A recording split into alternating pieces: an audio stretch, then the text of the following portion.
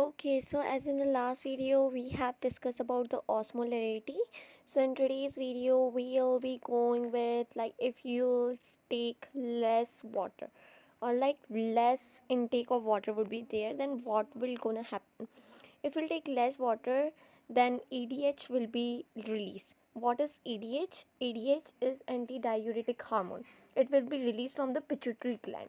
Alright, so let me write here the topic first. Wait, let me write this in the middle.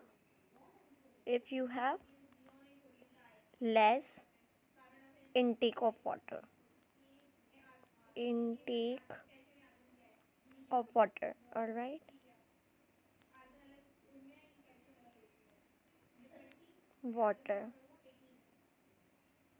then there are two things, like two processes are there by which you can maintain your blood pressure. All right, so there are two types. Let me make the arrows here. So the first I'll go right here and other I'll be writing here. All right, so we have two types. All right, so the first process which we're gonna follow to increase our blood pressure is RAS, as I told you about this in our previous videos as well. RAS is activated. All right, here RAS is what? It is activated. Then again RAS is activated, and second we were having in which aldosterone was released from the adrenal corner of the kidney. All right, so second, I'm writing here with this color. All right, aldosterone was released. Sterone was released. All right, this was released by what? By the adrenal corner of the kidney. All right, so let me make here that structure as well so that it can be clear to you. So basically this is the kidney. I do have this is the kidney. All right, and here we have the adrenal corner, this cap like structure. All right, this is the kidney and this is the adrenal gland which will release this hormone aldosterone, because it was having receptors of angiotensin 2, which was active enzyme. All right, it was having receptors of these. So aldosterone, adrenal gland. All right, it was having receptors of the angiotensin 2, which were like angiotensin 2 then was coming and it was attaching to the receptors of this adrenal gland. It was releasing a hormone which was aldosterone. All right, so in today's video we'll be looking at if we'll take less intake of water. So the first step is this, by RAS. All right, but what is the second step? Which second step we can follow to maintain our blood pressure or to increase our blood pressure? So I am going to write here the second process. So wait, let me choose the color. All right, so for suppose we do have a brain here, because we are going to talk about ADH here, anti-diuretic hormone, which is released by the posterior pituitary gland. All right, and pituitary gland is the gland of hypothalamus, and hypothalamus is present where? It is present in the brain. So I am going to make here the brain. This is basically what? This is the brain. All right, so here we do have hypothalamus. All right, here we have hypothalamus and here we have osmoreceptors. All right, here we have osmoreceptor which will gonna check the osmolarity of the blood. Here we have, all right, these are all receptors. And here we have two lobes of the pituitary gland. We'll be talking about that as well, because we do have posterior pituitary gland and inferior pituitary gland.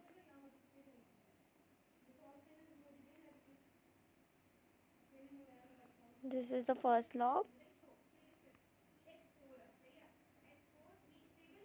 and this is the second lobe. Alright, this is the first lobe and this is the second lobe. Now I am going to label it. Alright, these are what? These are osmoreceptors. Osmoreceptors, which will gonna check the osmolarity in the blood. Osmoreceptors. Alright, these are osmoreceptors, and here we have brain.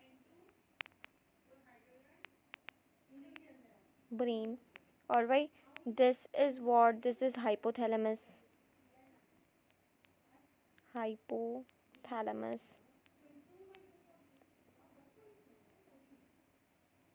This is hypothalamus. Alright, and this is the thirst center of the body. This hypothalamus is what? It is the thirst center of the body. So let me write that info as well. This is what? This is thirst center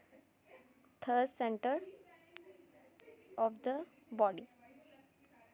Alright, of the body. So here we have two lobes. Here we have two lobes, alright, and this is what? This is pituitary gland.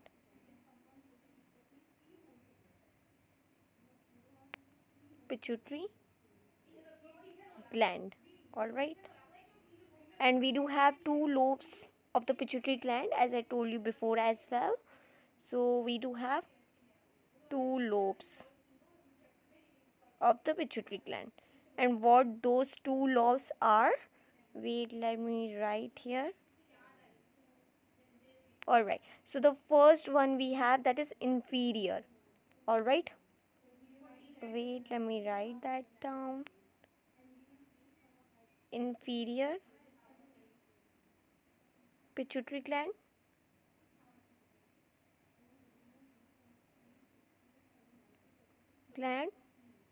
And second we do have, that is posterior pituitary gland. That is posterior pituitary gland. Alright, and ADH is released by the posterior pituitary gland. It is not released by the inferior pituitary gland, but instead it is produced by what? It is produced by the posterior pituitary gland. So here I should write that as well. It is releasing what? It is releasing ADH, which is anti-diuretic hormone, or it is also known as vasopressin. Alright, ADH, which is what? It is anti-diuretic hormone,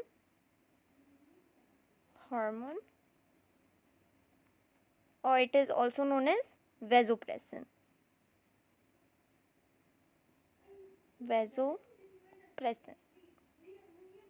I hope you people are familiar with the vasopressin, as I told you about that in my previous lecture as well. Alright, here I am going to make. So basically we do have what here? Here we have, here we have loop of Henle. Then I am going to make here the DCT.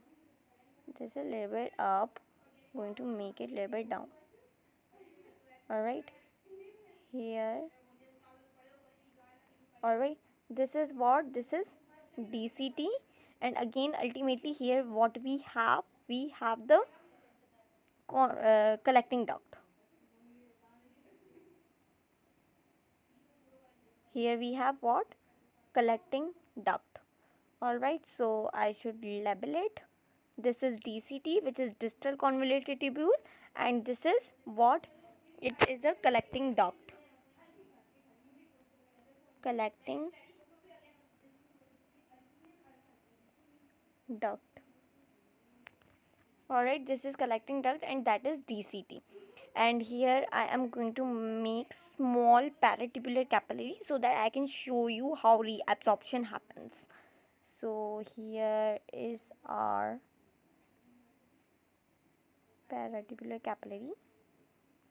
And in the paratubular capillary, we know that the osmolarity of blood is what? It is 300 osmol per liter. So in the paratubular capillary, we do have osmolarity same as the blood has. Alright, so what this ADH is gonna do, ADH is gonna put the, wait, let me make the cells first so that I can show you how aquaporins are attached. Have cells of the DCT which are cuboidal epithelial, but we were having modified version of the cuboidal epithelial, those were macula densa. Alright, so here we have the cells. These are cells, cuboidal epithelial. So I should write this as well. I should label it. These are cuboidal epithelial. These are cuboidal epithelial. Alright. So now what this anti-H ADH is going to do. Wait. Here I am writing ADH. So this ADH is gonna put these aquaporins in the cells of the collecting duct, and aldosterone will gonna put the sodium potassium pumps in the cells of DCT so that more and more water can be reabsorbed from the DCT as well as from the collecting duct. Alright, so as you can see here, these sodium potassium pumps. So these are what? These are sodium potassium pumps which were put by what? These were put, okay, these were put by the aldosterone. But here in the collecting duct, in the cells of the collecting duct, wait, let me make here the cells. So these are basically cells of the collecting duct. Alright, so here what we'll have here aquaporins. Alright, in the cells of the collecting duct we'll have aquaporins from where the water will be reabsorbed. So this is what, these are aquaporins which will be put by the anti-diuretic hormones, which is the hormone which is released by the posterior pituitary gland from the hypothalamus of the brain. Alright, so this is how water will be reabsorbed. So wait, let me make here, this water will be reabsorbed.